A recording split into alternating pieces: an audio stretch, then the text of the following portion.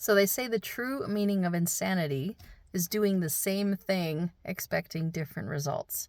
So this absolutely applies when it comes to communication. Too often, we don't realize that there's even a problem, for starters, because the other person doesn't necessarily say, I didn't understand you, or I don't like the way you're talking to me, or I don't feel good in this conversation. That doesn't happen. So we don't often get feedback about our communication skills and how it is that we are coming across to the other person.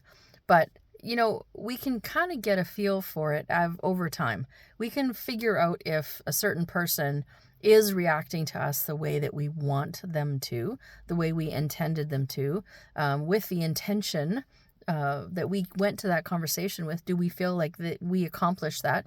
Did they get the message that we were hoping for them to get? So the problem here is that because we don't get feedback, especially not immediate feedback, you might over time realize that this person and I are certainly not communicating well, but certainly not going to get any immediate feedback. So we often don't change the way that we're communicating with this person because we don't realize that it's not working. So I love just creating these reminders, these quick little videos to help you just create some new awareness, to pay attention to things when you're having a conversation, especially one that's important, especially with somebody who's important in your life. Are you communicating effectively? And if not, continuing to do what you've always done is not going to solve the problem.